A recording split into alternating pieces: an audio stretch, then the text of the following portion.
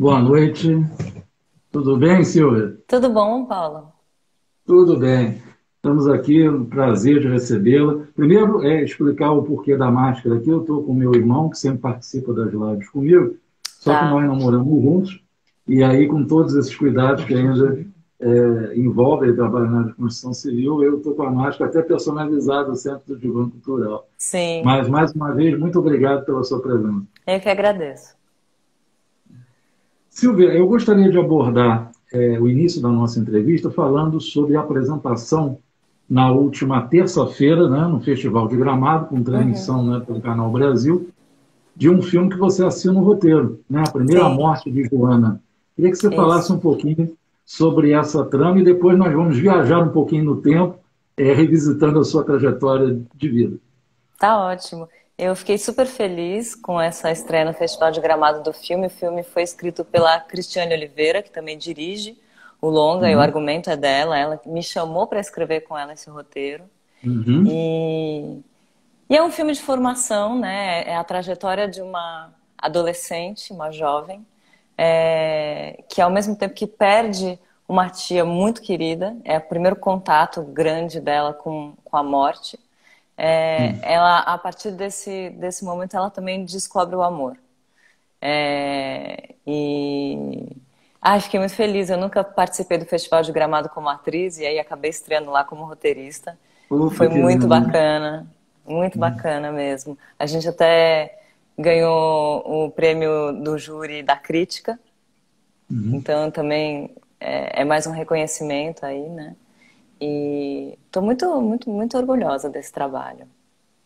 E interessante quando você fala no texto da primeira morte de Joana, é que também simboliza essa morte existencial, filosófica, né? Da Sim. saída da infância para a adolescência, né? Então, várias questões E filosóficas a própria sexualidade, né? e a Porque própria sexualidade. o orgasmo também é a pequena morte, né? É. Então, tem todas essas questões, essas camadas, que são abordadas no filme. E de um jeito muito delicado, muito verdadeiro.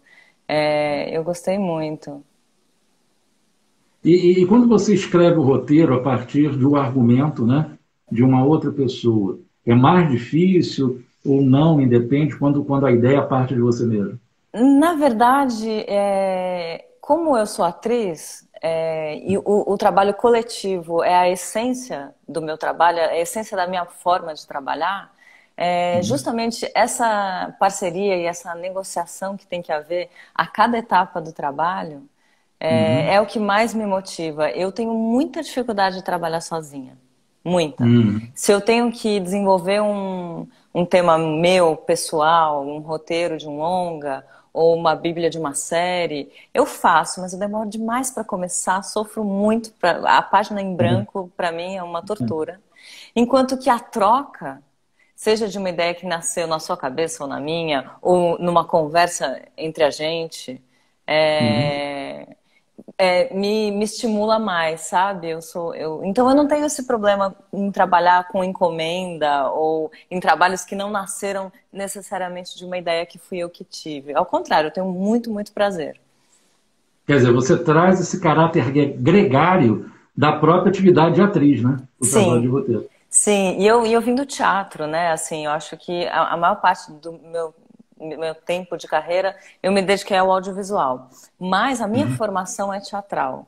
E tanto o audiovisual quanto o teatro são atividades essencialmente coletivas, mas de formas completamente diferentes. Sim. Mas o teatro tem isso, né, do senso de colaboração, da construção coletiva. E é o que me dá mais prazer, de verdade. Assim, se eu pudesse, eu exercitaria mais isso na minha vida. Eu já tive grupos de teatro. Isso, hoje em dia, se você me dissesse o que você Uhum. sente mais falta por causa da Uhum. pandemia, por causa de mil fatores de como está a vida profissional atualmente, eu te diria. Eu sinto falta de uma sala de ensaio com um monte de gente pensando junto, criando junto, lendo junto. É, essa A coisa, boa e fértil aglomeração, né? A boa e fértil aglomeração. Sim. isso me faz muita falta mesmo. E você teve uma escola muito rica nessa questão do roteiro, que você já exercia isso, né, como experimentação desde a época do Teatro com Sim, Antunes Filho, né? Você sim, teve uma trilogia, né, Preta Porter, que você atuou, escreveu e dirigiu. Como é que foi essa sim. experiência? Foi uma das coisas mais estimulantes e, na verdade, foi a minha faculdade, assim, sabe? Eu tive uma sorte gigantesca de quando eu entrei no CPT, eu entrei no final de 97. É, o Antunes estava numa fase muito específica, muito ímpar da carreira dele. Ele tinha acabado de mandar desmontar todo um elenco que vinha trabalhando com ele há muito tempo já, que estava na peça Drácula e os Outros Vampiros. E ele se Uhum. desfez desse elenco e ficou com um grupo pequeno. E pela primeira vez ele parou 2 anos de fazer as peças dirigidas por ele para se dedicar único e exclusivamente a esse treinamento do trabalho do ator. E ele gostaria de centrar a pesquisa dele nesse momento, né, que foi do final de 97 até mais ou menos o começo de 2000, que foi da onde surgiu o projeto Prêt-à-Porter. Ele centrou justamente nas cenas de naturalismo, que eram cenas, exercícios naturalistas, que a gente fazia semanalmente. Todo sábado a gente se dividia em duplas, e cada dupla tinha que apresentar no sábado seguinte uma cena de no máximo 30 minutos, naturalista, Sim. que a gente mesmo escrevia o texto, se dirigia e interpretava. E aí ele e os outros colegas, a cada sábado, analisavam a cena e davam feedback para que a gente ou retrabalhasse ou simplesmente jogasse a cena no lixo se não havia muita coisa do que aproveitar. Uhum. E aí a gente fez esse exercício durante 2 anos. Uau. Então, é um nível de repertório que a gente tinha que ter, dramatúrgico. Uhum. E foi tanta discussão a respeito de como fazer com que a ideia que você teve de cena se tornasse interessante para quem está assistindo, Uhum. ultrapassasse o seu umbigo, né, de criação, Aham. de o que eu quero falar Fosse agora. instigante, né? Fosse Instigante para o. instigante para o outro também, né? É. E ao mesmo tempo, às vezes você tem uma ideia muito legal, mas não consegue interpretá-la a contento, que acontece Uhum. também. Acontece. E aí, essa discussão é ancorada também numa bibliografia super extensa que a gente tinha acesso lá, e uma filmografia mais extensa ainda, porque o Antunes, na época, tinha mais de 3.000 títulos de filmes que ele fazia com que a gente assistisse. Foi de um aprendizado ímpar. Acho que absolutamente tudo que eu faço hoje como roteirista, como atriz, como preparadora de elenco, nasceu ali, naqueles 2 anos. Não tenho dúvida disso. Quer dizer, ele deu as condições para vocês montarem os alicerces de dramaturgia para toda uma vida, né? Isso.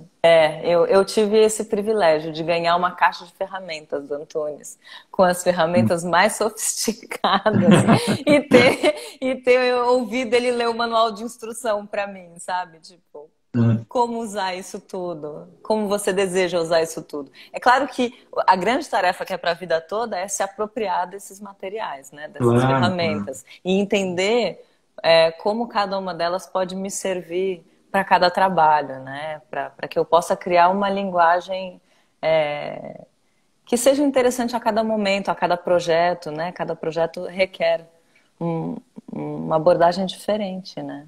E A é muito autonomia bonito. do ator era uma coisa muito, muito importante nesse projeto do Antunes, né? E eu acho que isso foi muito valioso. E uma curiosidade com o nome, Preta Porter. Por que esse nome? Ele tinha essa ideia de um projeto que fossem cenas prontas para usar. Então, é a tradução literal mesmo Hum, do pronto para usar. Era um hum, palco, na verdade, nem precisava ser um palco, um espaço com uma luz minimamente adequada, dois atores e iniciava uma cena. Né? Era uma coisa que era para ser feita em absolutamente qualquer lugar, da maneira mais despojada possível, para que ficasse em evidência ali o texto que foi criado pelos atores e a uhum. capacidade dessas duas pessoas de construírem um mundo a partir do nada, a partir do encontro. Né? E isso é muito maravilhoso no teatro, né? Como a grande coisa acontece só do encontro. Eu, você e quem estiver em cena comigo, né? E essa possibilidade desse encontro faz tudo acontecer. E como ele estava sendo visionário, né, ao passar isso, porque numa época em que você tinha uma liberdade, né, a gente não estava sob o peso de uma pandemia acontecendo, você tinha produções de todo tipo de orçamento. Sim. E ele ensinou vocês a trabalhar com a praticidade do mínimo de recursos com o máximo de conteúdo, que é o que a gente está vendo hoje em dia, né?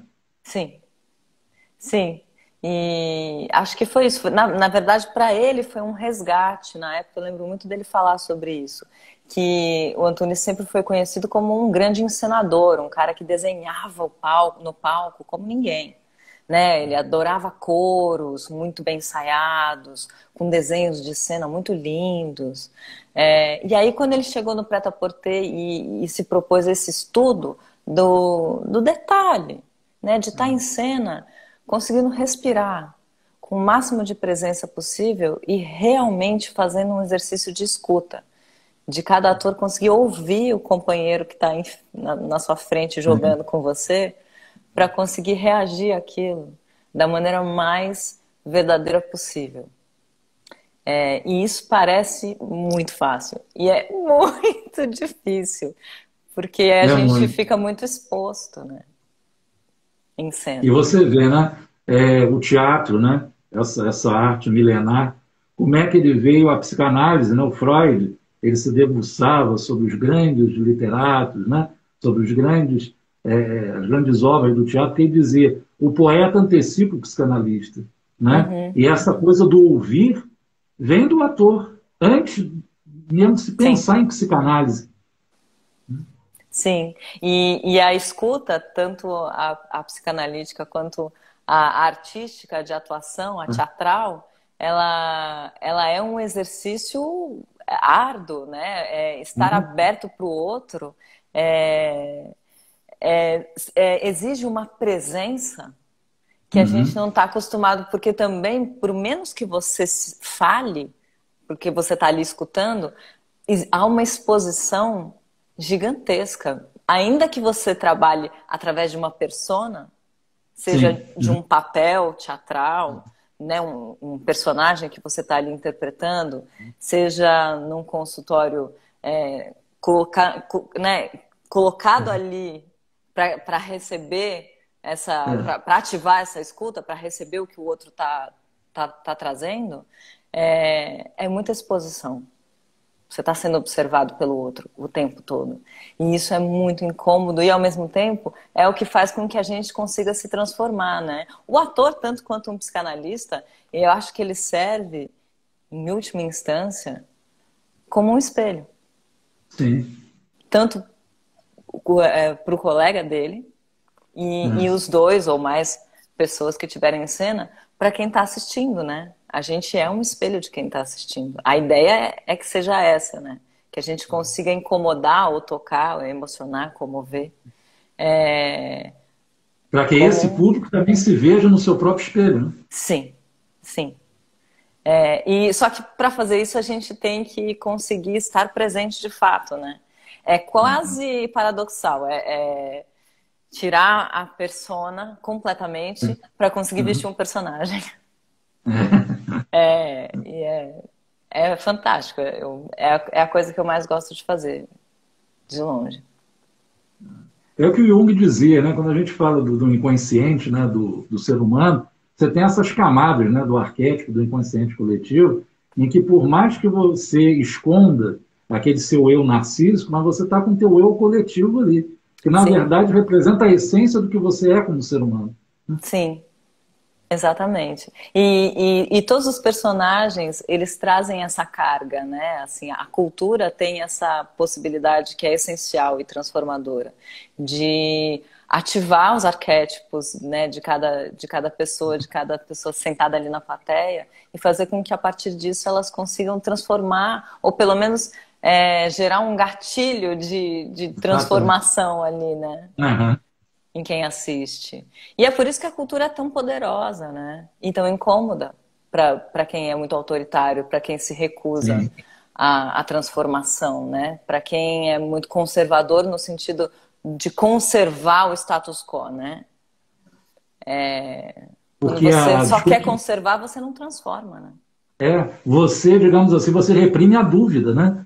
E a dúvida é a semente da evolução, né? Se você tira o ser Sim. humano da capacidade de dúvida, ele se torna um escravo de dogmas pro resto da vida. Exatamente.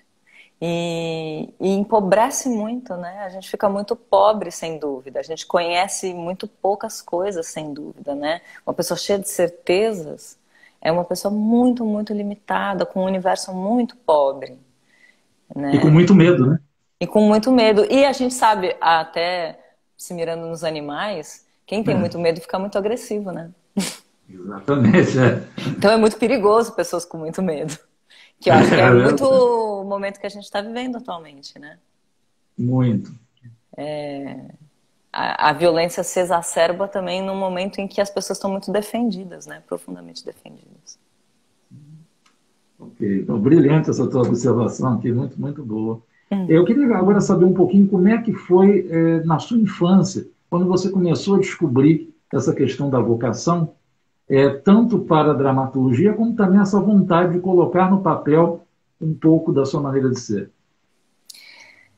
Na verdade, eu não me lembro de mim fazendo algo que fosse muito diferente do que eu sou hoje.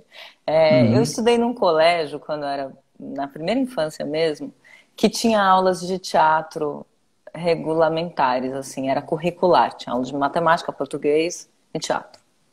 Uhum. E foi incrível, porque nessa aula a gente tinha que desenvolver pequenas esquetes também com os colegas e além de história do teatro, tudo isso, a gente aprendia também muito a respeito da encenação e de como produzir uma cena, como construir uma narrativa, né? Tem os personagens, tem que ter o conflito, o que é conflito, como você explica para uma criança de 6, 7 anos o que é conflito? E aí o mais incrível é como você fazer com que através do teatro, da criatividade, essa criança consiga desenvolver concretamente todos os conflitos que ela carrega ao longo da vida dela, mas de forma criativa, né? De forma artística. Falar, tá vendo que isso dá uma cena? E que na cena a gente pode transformar isso que está te irritando tanto, te incomodando tanto, numa coisa que seja até engraçada e que vai divertir quem está vendo. Então, eu acho que eu aprendi isso muito cedo, sem ser consciente, não de forma consciente, é claro. Eu estou falando para você olhando para trás agora. Sim, sim. E me vendo criança e falando, nossa, houve esse processo. E por isso acho que foi meio que natural para mim esse caminho de criar cenas, criar personagens. Eu nem sabia que isso, eu não sabia que isso era uma profissão. Era uma Sim. coisa que me dava prazer. Era algo lúdico, né? Algo lúdico, com certeza. Foi a partir daí. Eu lembro, logo assim, mais jovenzinha, no colégio, já no colegial, assim, que eu percebi, quando fui assistir a Denise Stoklos e depois a Marília Pêra, eu devia ter uns 12, 13 anos. É engraçado que são atrizes muito diferentes, com caminhos muito, muito, quase opostos, né? A Uhum. Marília era uma coisa, eu lembro que eu assisti uma peça musical com ela, que chamava Elas por Ela. Ela Sim, cantava várias cantoras do Brasil, Dalva de Oliveira, várias. E era sim. sensacional. E era uma coisa que eu lembro que eu fiquei num encantamento, assim, como alguém pode fazer tanta coisa ao mesmo tempo, em cima de um palco, ser tantas, e se divertir tanto, e Uhum. divertir tanto quem está vendo. Sem dúvida, essa deve ser a profissão mais interessante do mundo. Eu lembro de ter essa sensação. Uhum. E a Denise Stoklos, que fazia tudo sozinha. Eu lembro que eu fui assistir Mary Stuart, que ela fazia a Elizabeth e a Mary Stuart na mesma encenação. E era Sim. fantástico. E que foi uma coisa que eu também fiquei pensando, meu Deus, eu queria tanto ser capaz de fazer algo assim, de não ter mais nada, só o meu corpo, e eu conseguir fazer com que as pessoas vejam coisas, Uhum. né? E aí depois, com o tempo, eu percebi que estudando, isso era uma possibilidade profissional, de fato, que as pessoas conseguiriam desenvolver coisas e ganhar dinheiro até com isso. Não que seja muito, mas era possível ser um adulto funcional a partir disso, ou mais ou menos. E conservando dentro de si sempre esse lado da ludicidade, né, do lúdico. Eu me lembro de uma entrevista que eu fiz com o Juca de Oliveira, tempos atrás, tinha um programa de rádio, ele falava, é como no inglês, to play é brincar, to play é representar. Então as coisas estão harmonizadas ali para a criança. Né? Total, e eu acho que tem muito isso, né? Por um lado, eu já briguei muito com isso, e hoje em dia eu não só não brigo com isso, como me orgulho bastante. O ator, quem tem essa vocação, e quando eu digo vocação, a vocação faz com que a gente crie uma resiliência, uma capacidade de suportar todos os reveses possíveis, porque os atores sofrem todos os reveses possíveis, principalmente num país como o Brasil, onde tudo é muito difícil para a área da cultura. Quem tem essa vocação é porque não sabe viver uma vida onde as coisas não sejam lúdicas. Engraçado, eu até brinco com as pessoas que convivem comigo que eu sou uma pessoa que não tenho muito fair play. Eu não gosto de jogar baralho, sou péssima em esportes. Toda a minha capacidade lúdica é canalizada para a minha vida profissional. Toda, 100%. Então, quando eu não estou trabalhando, eu não tenho a menor vontade de ficar, tipo, brincando igual as outras pessoas, sabe? Tipo, jogando, acho um saco. Mas é porque é isso, assim, eu brinco profissionalmente. Eu não sei brincar só para me divertir. E acaba tendo um lado, digamos assim, até inconsciente, né? Da brincadeira sagrada. É o sagrado ali no palco, né? Dividido de uma maneira muito especial com o público. Né? Sim. É muito isso. E hoje em dia eu acho isso lindo. Eu falo, não tem problema que eu não tenho fair play, que eu não sei jogar baralho, que eu sou péssima em esportes. É muito sério para mim brincar. Eu não fico fazendo isso só para me divertir. Então, é assim, tá tudo bem. Hoje eu respeito isso.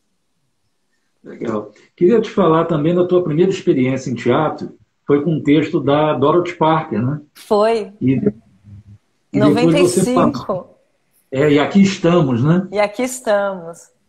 E você, ao longo da tua carreira, isso, tanto cinema, a nível de seriados e de televisão e eventos de cinema, você sempre esteve envolvida com essas questões da mulher, da descoberta da mulher na sociedade. Você vê que é uma coisa que tem uma permanência desse tema na tua vida, né? Sim.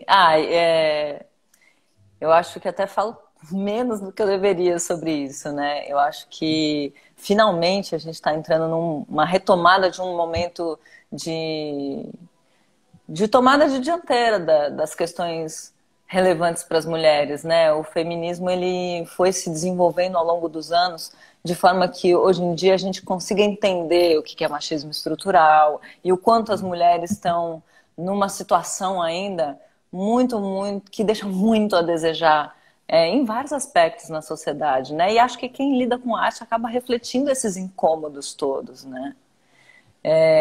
E comigo não seria diferente. É muito difícil, na verdade, até hoje, lidar com esse tipo de assunto e sentir ainda a turminha que revira os olhos e que fala, ai, que chatice, lá vem as feministas, lá vem esse papo de novo. As pessoas que adoram falar mimimi, né, para esse tipo de questão. Mas acho que a gente vai insistir e a partir da insistência as coisas vão se transformar sim. Porque essa geração que está vindo aí, que ainda vai entrar na adolescência agora, elas já estão com outra cabeça e com outra disposição para enfrentar esse tipo de discurso retrógrado, né? E nesse sentido eu fico muito otimista. E acho que o caminho foi esse mesmo. Não é à toa que o meu trabalho também foi muito pautado por esse tipo de figuras femininas que tomam a dianteira e que são questionadoras, né? Essa coisa que você falou. O primeiro longa que eu fiz em 2004, Contra Todos, eu retratava uma menina de 17 anos muito contestadora, que vinha de uma realidade bem abusiva, de um pai bastante abusivo. Uhum. de bastante agressividade, violência dentro de casa. De E um era jogo de aparências que escondia uma violência, né? exatamente. E ali ela é uma vítima, mas ela não se coloca vitimizada. Ela Uhum. enfrenta na medida do que ela pode, né? Ela tenta uma insurgência a todo custo. E, e me identifico demais com esse tipo de personagem, demais. Acho que todo barulho é pouco ainda. Não, e foi um impacto muito grande também na crítica, né? Tanto que você recebeu 5 prêmios, né? Pelo seu Sim. desempenho, né? Cito até aqui do Rio, né? Festival Festival do do Rio, Rio. claro. Festival de Cartagena, atriz Uhum, coadjuvante. Festival do Pará, melhor atriz. uhum. Melhor atriz de cinema, prêmio APCA. E Sim, depois você também, melhor atriz de cinema, prêmio Sesc Melhores do Ano. Né? sim. Então, quer dizer, você foi um personagem que você, quando entrou no cinema, e com uma parceria, eu acho que você teve uma sinergia muito boa com o cineasta do filme, com que Sim, você com o repetiu uma Roberto. parceria com o Roberto depois, né? É muito legal porque o Roberto, por exemplo, foi uma das pessoas que mais me estimulou depois a estudar roteiro, a escrever roteiro, né? O Contra Todos, o Roberto é professor de roteiro na USP até hoje. E o Uhum. Contra Todos, ele surgiu, esse roteiro surgiu a partir de uma tese de doutorado do Roberto. Uhum. E aí, como é um filme autoral, ele escreveu e ia dirigir, os atores tinham muita possibilidade ali de colaboração, né? A gente não recebeu, por exemplo, os diálogos decorados do filme, né? A gente recebia os roteiros, mas a gente conseguia, a Vocês partir podiam dos ensaios, improvisar, né? Vocês podiam ter. improvisar. Claro que depois, quando chegava num formato que estava interessante o suficiente para o Roberto, para a equipe e para nós também, a gente repetia aquilo que foi combinado, aquilo que o improviso Sim. burilou. Uhum. Mas a gente tinha essa liberdade. E a partir daí é que eu me interessei mais por roteiro audiovisual e fui estudar um pouco.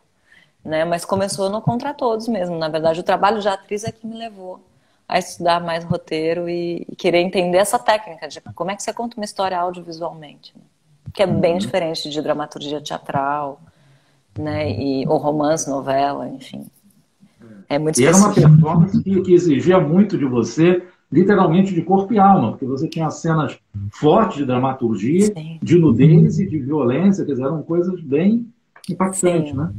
Eu, eu fico muito feliz que esse tenha sido o meu primeiro longa, porque eu acho que se fosse hoje, eu não sei se eu ia ter essa disponibilidade de entrega toda. Acho que sim.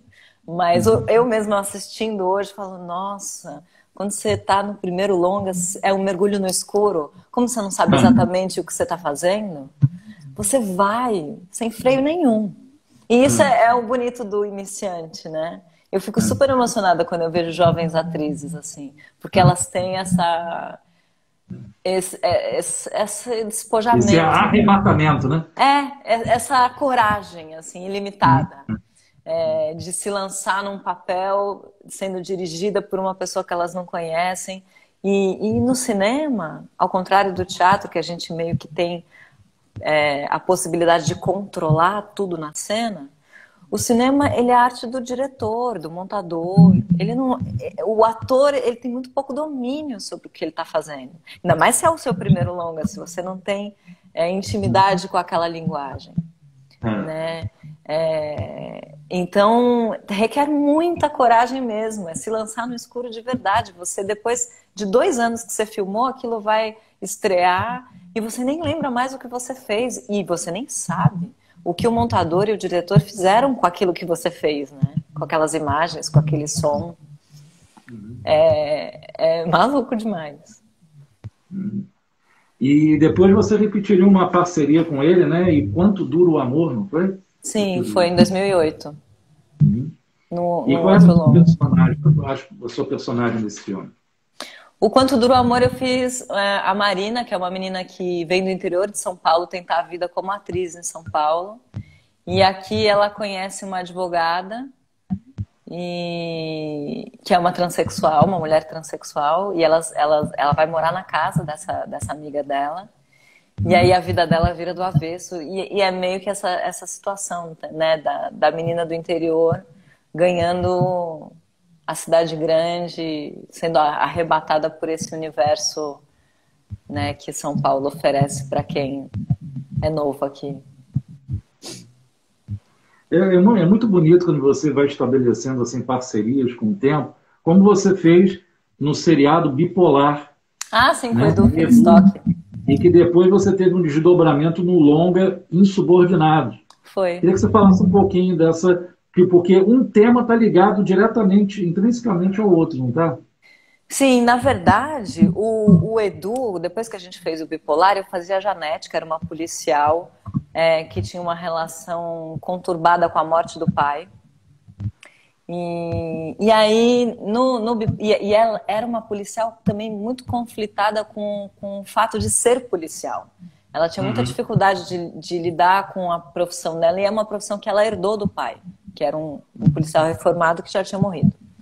E aí, a partir da série, o Edu perguntou para mim, vamos fazer, você não quer fazer, eu quero fazer uma trilogia, a trilogia da vida real, você não quer fazer o primeiro filme, porque eu queria um olhar feminino. O primeiro filme eu gostaria de fazer sobre a Janete, sobre essa policial que você fez. E a história dela virar policial, narrada a partir do ponto de vista dela. E aí a gente já tinha o material do Bipolar filmado. Eu tive que criar cenas para a gente filmar um pouco e fazer um quebra-cabeça, uma coxa de retalhos ali, com o que já estava filmado 5 anos antes, na época da série, e com o que a gente filmou ali para poder construir o longa Insubordinados. O longa é essa coxa de retalhos, entendeu? E aí a gente criou, né, eu apresentei para o Edu essa proposta de que, na verdade, muito o Bipolar, na verdade, era quase que não só uma memória, mas uma invenção literária da Janete. Né? Ela é ali uma escritora. Uma pessoa que está acompanhando o pai doente. Você tem a delegada Diana, né? Que é inexperiente ainda, né?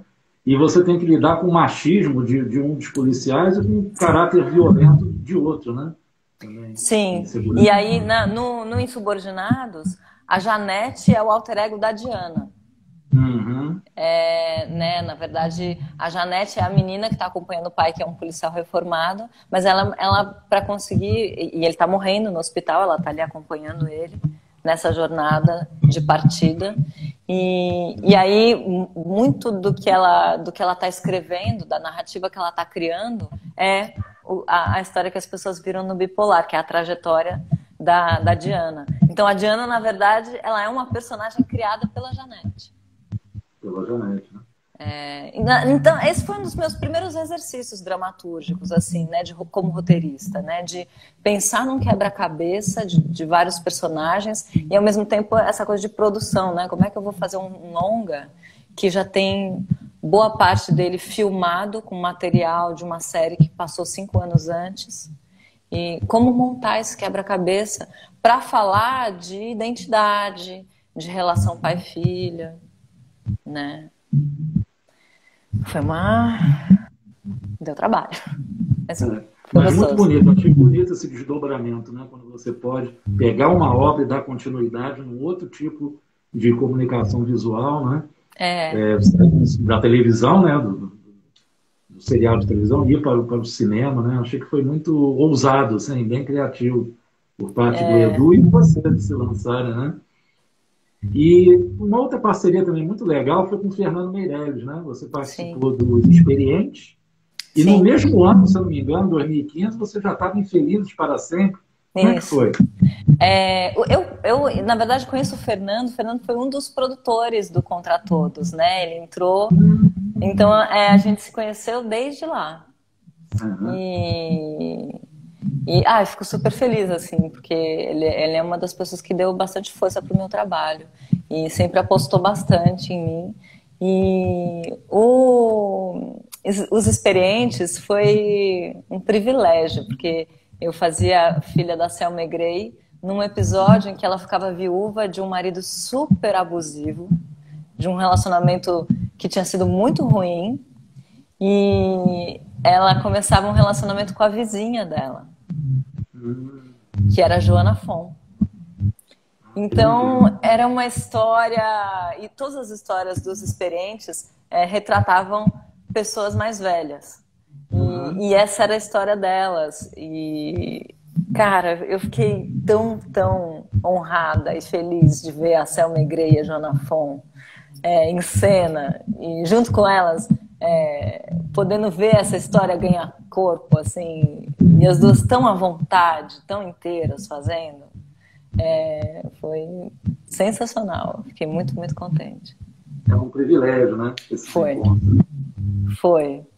E aí teve o Felizes para Sempre, que eu fazia uma agitadora, uma agitadora que acabava cooptando para o movimento dela o filho de um grande empresário, e que era tipo 20 anos mais novo que ela, né? Que era uma personagem questionar esses preconceitos, né? Você vê como é que as obras vão. Sim, era um personagem bem controverso, assim. E você também, depois, Tudo Novo de Novo, né? Foi um seriado também. Para a TV Globo. Esse já com uma pegada mais leve de humor, né? Não, o Tudo Novo de Novo não. Não era. O meu personagem não tinha humor, não. Eu fazia uma mulher que era abandonada pelo marido na maternidade. E depois tinha uma reviravolta e ela acabava dando uma vingancinha nele. Mas eu lembro que era uma personagem que eu ficava assim, gente, mas como alguém abandona alguém na maternidade? Como que o cara simplesmente assim, não aguenta teu filho, vai embora? Tipo, mudei de ideia, não era isso que eu queria pra mim. E foi com a direção da Denise Sarraceni, que é sensacional também, que é um poço de sabedoria lá na TV Globo, né? Assim, foi uma experiência incrível. Assim, contracenando com a Julia Lemers, que eu amo. É uma pessoa maravilhosa, fazia a cena comigo. Foi muito bacana, muito gostoso. E teve uma experiência sua também de sitcom, né? E foi Prata da Casa, né?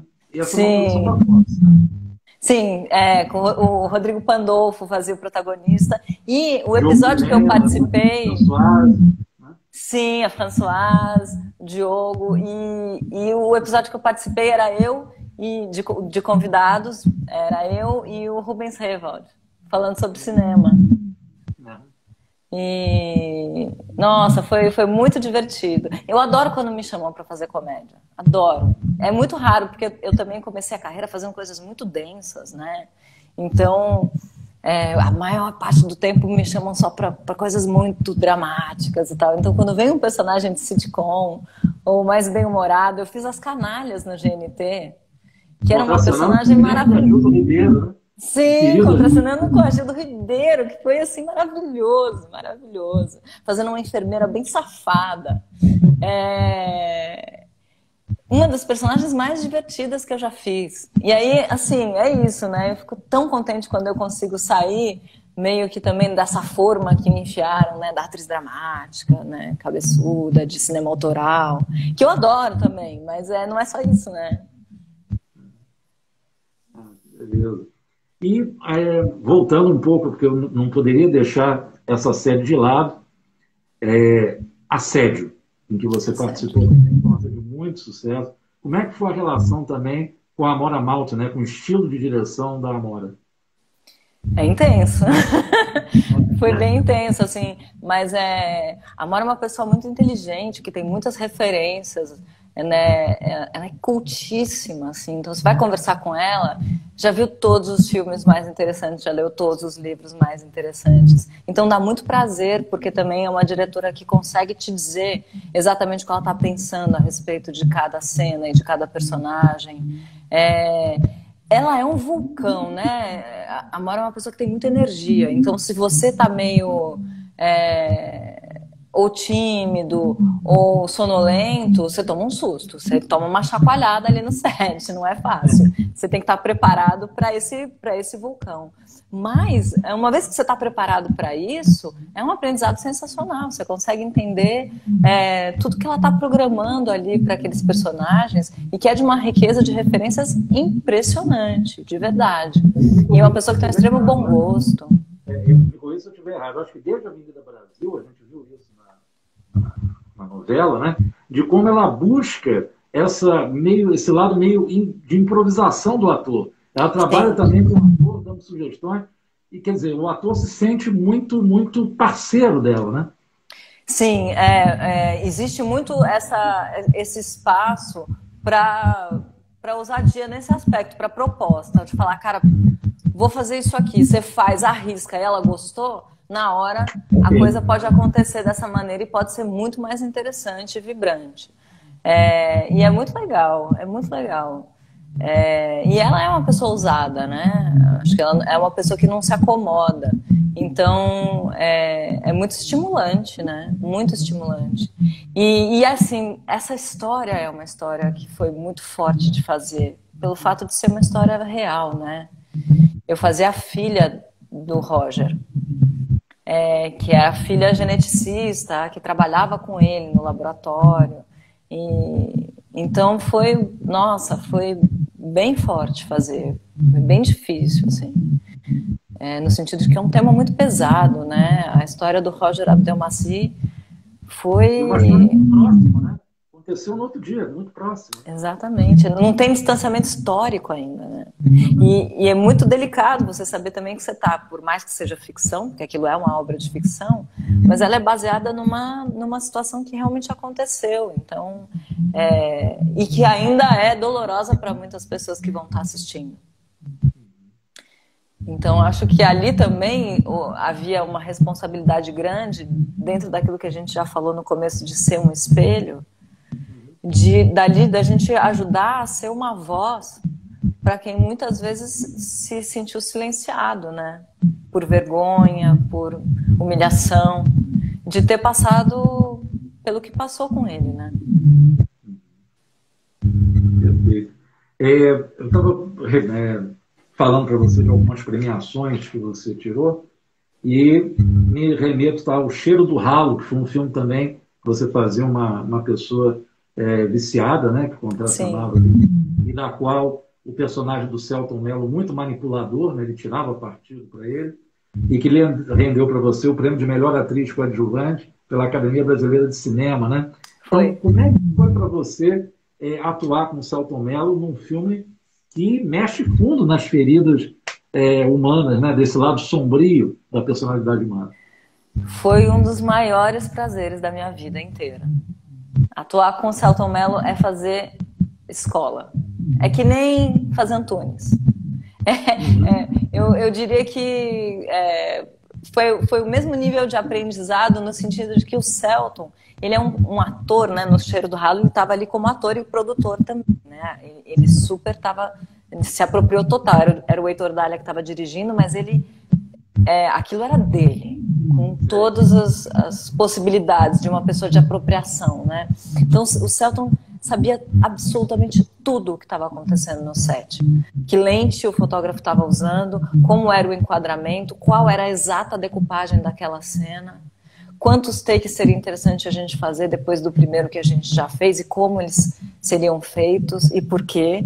Propostas que ele levava pro Heitor o tempo todo. De uma generosidade incrível. Ele deveria fazer em sessão de terapia, né? Também esse domínio total. Então, exatamente, assim, o meu sonho era fazer uma sessão de terapia dirigida por ele, porque é um prazer, e além de tudo, assim, não só porque ele é um cara que manja absolutamente tudo, de tudo, mas porque ele é de uma generosidade absurda. É um cara que não só nega uma informação, que joga junto o tempo todo, parceiraço em cena. E que não intimida, sabe? Quem tá mais cru, quem chegou depois. Cara, ali foi só prazer. A única coisa que não me deu prazer foi que eu passei muita fome para fazer esse filme, porque eu tive que emagrecer uns 10 quilos. Então eu fiquei 3 meses sem comer. Então foi muito porrada, assim, essa parte foi muito difícil. Mas valeu cada minuto, sabe? Foi uma caracterização que ficou incrível, me orgulho pra caramba.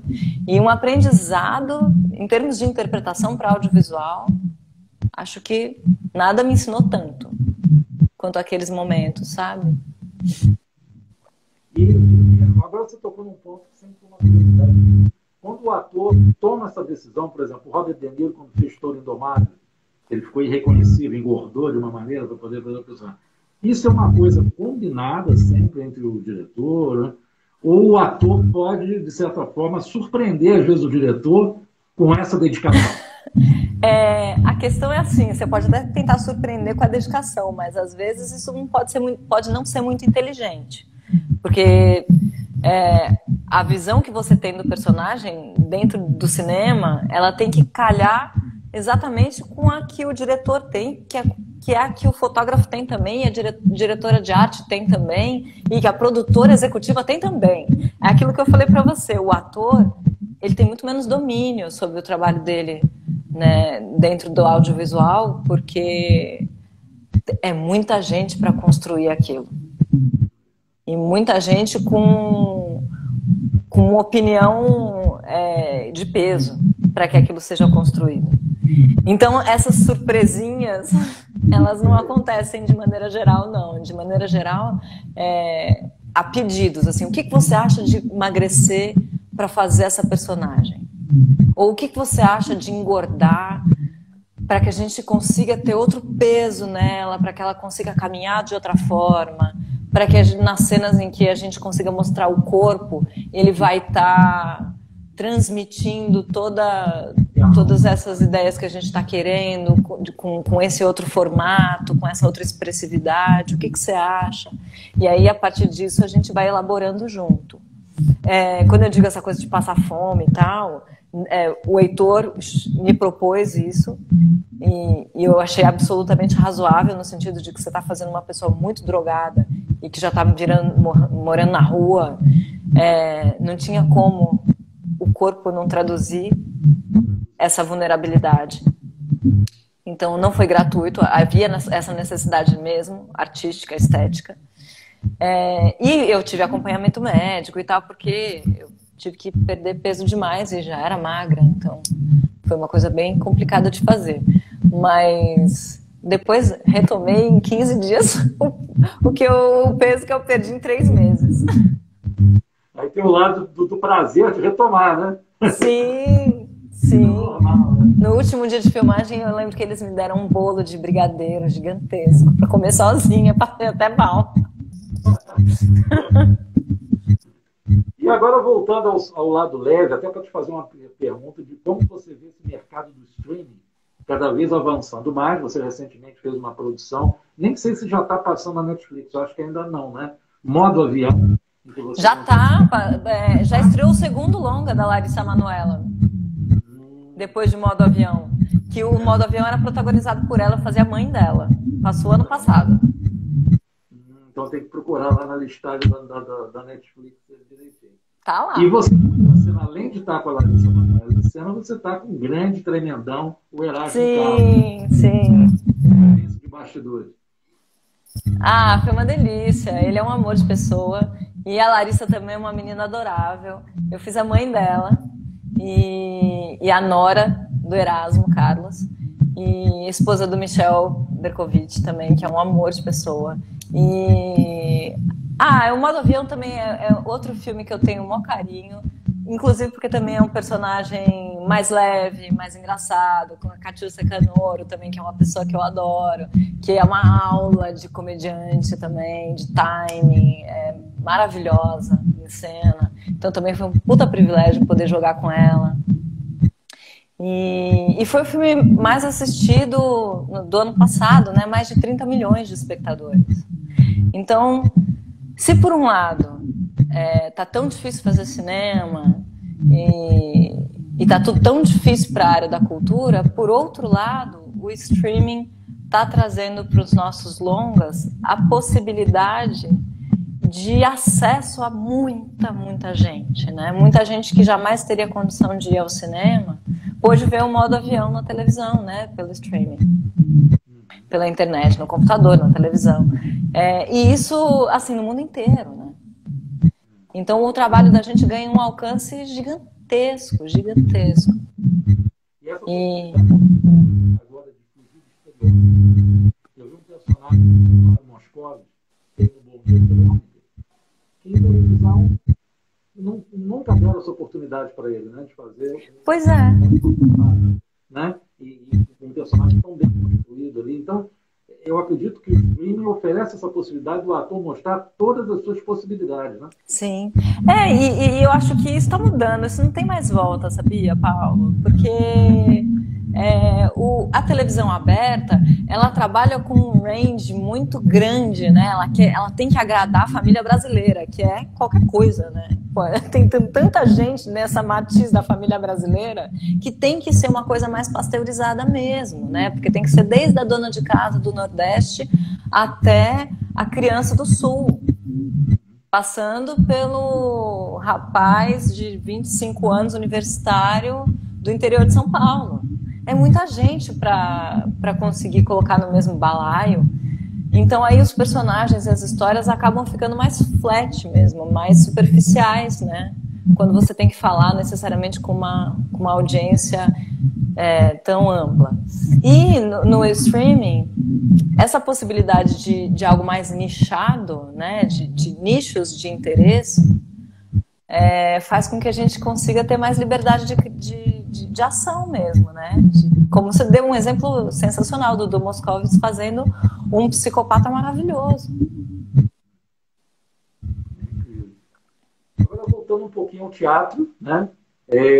Não poderia deixar o nosso tempo, infelizmente, quando o papo está bom, o tempo vai se exigir. Eu vou voltar ao teatro aqui falando de uma obra que você participou de 2009 para 2010, que foi a adaptação de As Meninas, um texto da Maria de Amaral, com direção da Yara de Novaes, Sim. E depois você levou ele alguns anos mais tarde, né? Sim, em 2015 a gente levou para o Rio ele. As Meninas é uma obra maravilhosa da Lígia Fagundes Telles. Como é que você... Qual era o seu personagem na história? Como é que você participou desse processo? Eu fiz a Leão, que é a militante política.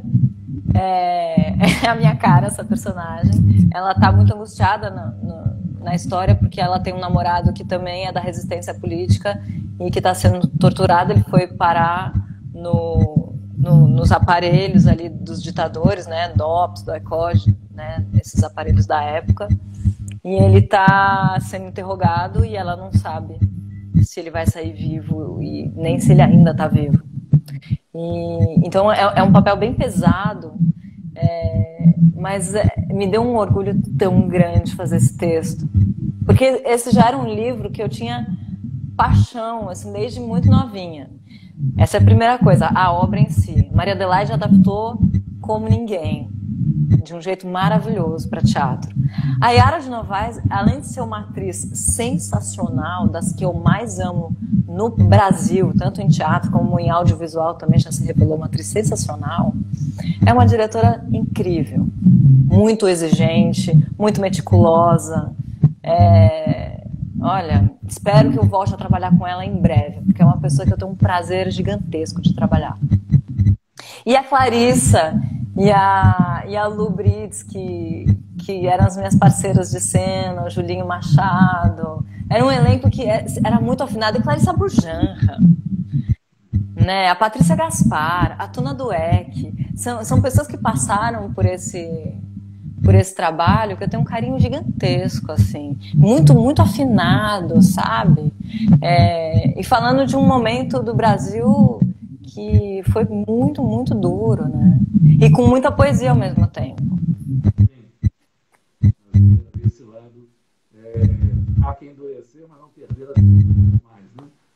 Exatamente. Dor e da luta, né? Eu queria te perguntar um pouquinho sobre essa novela. Você participou de novelas seguidas, né? Sim. Um personagem nessa novela, você guarda saudade de participar dessa verdadeira maratona que é fazer uma novela no Brasil? Cara, eu só fiz uma novela, né, o Sete Vidas, e que foi uma experiência ótima, foi super gostoso. E eu tenho vontade, sim. Agora, é uma empreitada, né? Principalmente para quem é de São Paulo, porque a gente fica em ponte aérea o tempo todo. Vai para o Rio, grava, ou às vezes tem que ficar lá direto, aí mora 6 meses no Rio, fica com metade da casa aqui, metade da casa lá. Tem esse aspecto que é um pouco desorganizador, assim, da existência, sabe? Mas há um aprendizado aí de rapidez, de prontidão, de fazer uma cena para 4 câmeras ao mesmo tempo, numa batida muito mais acelerada, um desapego de saber que você fez uma cena, você tem 10 cenas para gravar naquele dia, uma você vai fazer sensacionalmente bem, a outra você vai fazer mais ou menos, mas você tem que continuar prestando atenção no que vem depois, não dá tempo de você ficar também sofrendo. Desapegar, sabe? Hoje foi um capítulo, amanhã já é outro, esse que passou, esquece, já foi. E que para mim no começo foi muito difícil, muito, ficava perdida, sofria demais.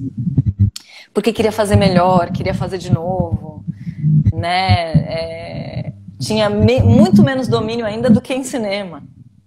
Do que...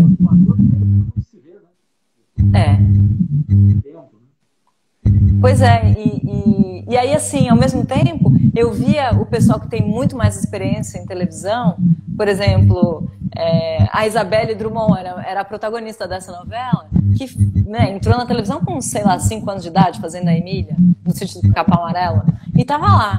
É um aprendizado incrível, você olha, a menina...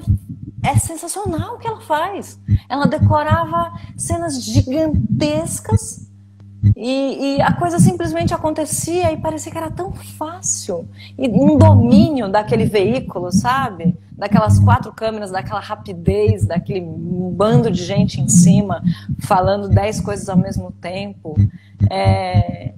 E eu achei fantástico. É uma coisa que eu gostaria muito de fazer mais, porque eu me sinto um bebê perto dessa galera. Nesse sentido, porque é uma linguagem muito diferente do que eu estou habituada, muito. E acho que há muito aprendizado. Quem faz televisão bem, faz qualquer coisa bem, viu? Porque é muito difícil. E agora, para encerrar, você fez uma das grandes personagens da obra de Guimarães Rosa. Sim. Foi essa experiência?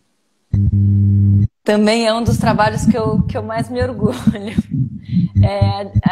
A Diadorim era uma personagem que eu assistia Diadorim da Bruna Lombardi. Eu lembrava dessa história. Eu era menina, quando passou. E eu lembro que eu tinha ficado muito impressionada. Depois, quando cheguei na adolescência, fui ler o livro e me impressionei mais ainda. E aí, quando o Willy Biondani me chamou para fazer, foi um especial da Record de fim de ano. E foi lindo, porque a gente fez tudo em estúdio.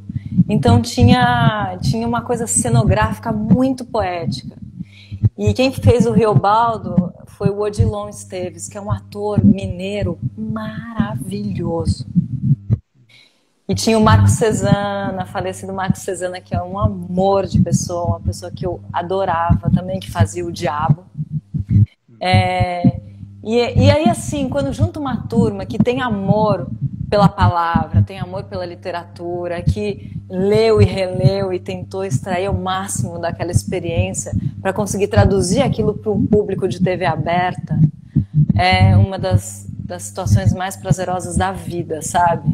Um ator, quando recebe um texto que veio de uma Lígia Fagundes Telles, de um Guimarães Rosa, é melhor do que ganhar na loteria. Olha, queria agradecer demais esse bate-papo. Que bate-papo delicioso. Eu tive a honra. Eu gostaria de dedicar essa nossa live ao nosso saudoso Paulo José, de quem o Celton Mello admirava tanto, e quando eles eram parecidos. Sim. Eles eram. Obrigada, Paulo. Foi uma delícia. Tudo bem. Tchau, tchau. Tchau, tchau.